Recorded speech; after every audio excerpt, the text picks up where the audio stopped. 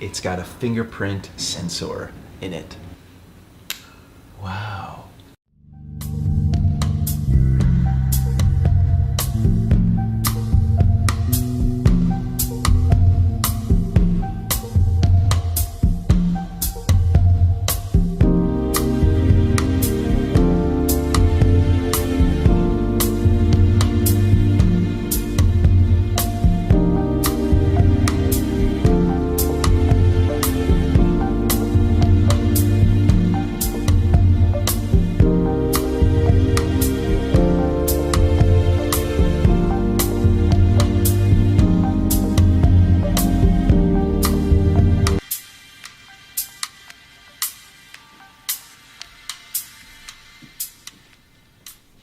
Oh, hello there.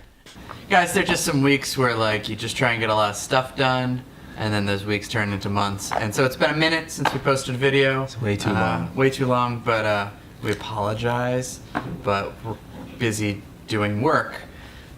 YouTube isn't our main gig. If it was, we'd be incredibly poor, because what do we have, like 200 views? Yeah. It's fine. It's cool. Tell your friends! I got you a lock. Sweet. Yeah. What kind of lock is it? It's a made in China lock. I love a good made in China lock. Great. Made in China. There's no other branding on here. Fingerprint lock, Bluetooth, suitable for Android. Here's the pamphlet. You're right. It's one of those like brandless It's locks. super brandless. I'm gonna download and install the app. I already downloaded it. Oh. I got it right here. Holy shit! Okay.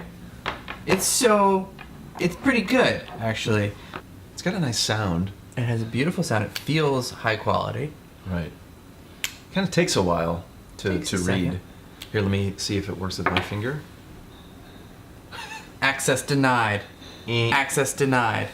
To find this app was a real pain in the ass, and I did find Nokelock, N-O-K-E-L-O-C-K. If the hardware is super unsecure and the firmware is unsecure, then the app doesn't even matter. Right. So, for example, the reason actually why we got this and heard of this is that one of our employees shared the story of the Taplock, T-A-P-P-L-O-C-K. Which looks stunningly like this. It looks somewhat similar, but there's this hilarious YouTube video. Long story short, within 10 seconds, he figures out how to take the back off the lock. The circuit board's exposed. I went out and bought another $100 brand new tap lock, available on Newegg and Best Buy, opened up the box, and twisted off the back of the lock like an expensive cookie jar using a GoPro mount, revealing a battery and 3 screws. And in the space of about 30 seconds, I had the front panel off, and its screws removed, and the locking bar up and out of the lock housing. And all of my stuff that was previously locked up in the shackle is now not my stuff anymore. So, first things first, it doesn't look like we can get the back open with a GoPro mount. It looks pretty secure, and I've already poked a hole in my finger trying to open it. So immediately we see that we have a milled aluminum housing with a powder coat. Because aluminum locks are really easy to breach using something called gallium. If you put a drop of gallium on the back of a lock that's made of aluminum, it will migrate through the crystalline structure, and the thing just becomes like flaky, and the whole lock will flake apart. So the whole thing just dissolves. Yeah. So a good padlock has a shackle that's made of steel or some really difficult to cut through material, and it is supported on both sides. If you support that on both sides, you get something that is structurally much more secure than something that's bent on one side. It goes from being a shackle to, in this case, this is really just a hook. There's nothing over here. This is just a little tiny pocket. And so if you can bend this enough to get it out of the pocket, you've defeated the lock. It was a cheap choice. That said, like, this is probably sufficient for your locker at school. Yeah. And, you know, at the gym, you know, like, who's going to spend hours trying to defeat this thing to get your Nikes? Like, this comes with a QR code, and this is interesting because it's kind of like how digital currencies work too, right? And so this is sort of your private key. I'm pretty sure if you give this to someone, they can steal your lock and open it. Got it. Okay, so you're going to scan the QR code. Hi-ho. The lock is now named Hi-ho. All right, so now we have Hi-ho, and we're gonna add a fingerprint. Keep Okay. saying disconnected. Searching. Connecting. Unlocking. Okay. 82% battery life, fingerprint setting. Okay, let's register a fingerprint. Let's share this lock, Ted. I'm gonna Okay. do wrong fingerprint sensor. So it's just taking multiple images. Got it. So if you had a girlfriend or a boyfriend and wanted to give them access to your locker, they could do this. Do that. It also has a share feature. Huh. So if you have like a friend who has the app, or like apparently you can share like this code on Facebook, and then they can go and unlock your lock. That's kind of cool. Which could be useful for like There's a lot of features. Airbnb. Yeah. It's a lot of features. Yeah. It's pretty good. All right, but let's see if that main feature of it being a decent lock actually nets out.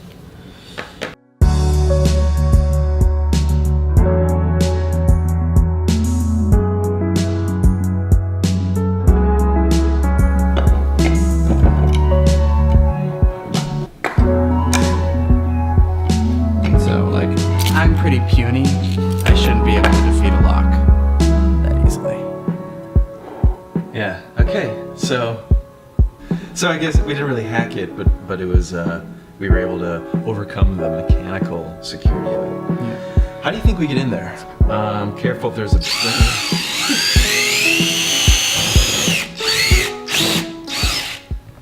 Okay.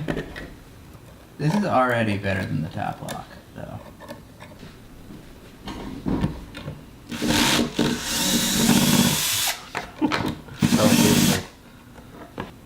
Oh. Ta-da! We got that on film too. Was that it? That was it. That was it, yeah. So there was a single screw holding the door in place. Yeah. So this is a gasketed door. It had some potting to make it a little extra secure. This is potted from the back as well, so they get a really nice seal around their connector. It's interesting here, the USB, I thought that was for data and programming, but you can see behind it, there's only the 2 leads going down. That just means it's a power connection, which also means that this battery is likely a rechargeable one. Right. Oh, okay, nice. And so this of course is all going to be plastic on the front because it is Bluetooth. Right, so you have the window there. You have the grounding bezel for the fingerprint reader, which has to be metal. And then all their electronics on this board. They're using one IC for the Bluetooth communication and the image processing, which when we've created these in the past, we've had to do a 2-chip system just because of the the processing requirement demands for the fingerprint reader, which is essentially a camera. There's a lot of different kinds. Some more CMOS type that actually take an image. Others they use little capacitive arrays that read the fingerprint. In looking more closely at the fingerprint sensor, on the ribbon cable going to it, it has a small brand. It says mlkey.com. It looks like a Chinese fingerprint chip maker. It says even with low power MCUs like Cortex M3s, the ML fingerprint algorithm can deliver a satisfying performance. So yeah, what we've done in the past with fingerprint sensors is had to put big processing in them. to Right, because run it's the algorithm. crunching huge image arrays and trying to resolve those against the known fingerprint pattern. But Boom. so we took this apart. We got it apart. How did we get it apart? From the top. We used this and the hammer and the Boom, and the everything. bam. Yeah, the drill. It was a lot, but it was all based on really one screw that One kind screw. of allowed the door to come out. We noticed the small branding on here from ML Key. It's a Shenzhen-based company that making the fingerprint sensors, and then we have all of the logic and communications on this tiny board. We have the Bluetooth antenna, this tiny lithium polymer battery. I was surprised to see this. The thing about rechargeable batteries is that as compared to primary batteries or non-rechargeable, their capacity is much lower. So, yeah. I guess they just determined that with the non-rechargeable, the lock wouldn't last long enough. Right. Security-wise, you had to have this code to communicate with the lock, and it would not sort of talk to anything until it had that sort of encrypted code. I don't know if that's full-on encryption.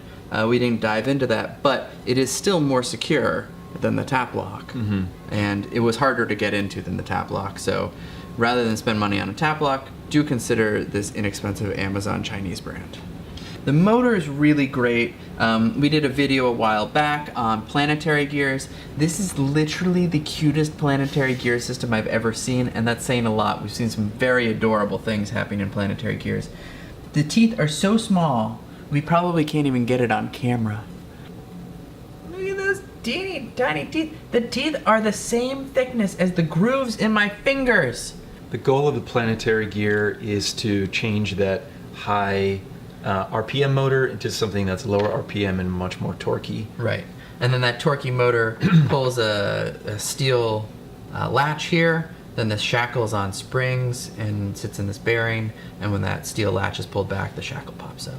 I think the other note is just the way this is fabricated. It looks like they're milling this from 1 to 3 directions. Yep. So it's a pretty sophisticated process in there. Requires stopping the tool, flipping it over, running it again. And if they wanted to make an even beastlier version, they could use different grades of aluminum or even steel if they had the time and the coolant. Yeah. Cool. I really liked taking this apart. Exciting. Yeah, locks are fun. Next time we have a nice microelectronic we're going to take apart. What could they be? Something wearable. We'll leave it as a surprise. Guys, remember to like and subscribe. Leave comments down below about what we should tear down next. Tell your friends about this awesomeness. Yeah. We could use some more viewers all the time for our vanity and sanity. Okay, thanks guys. Cool. Bye. Bye.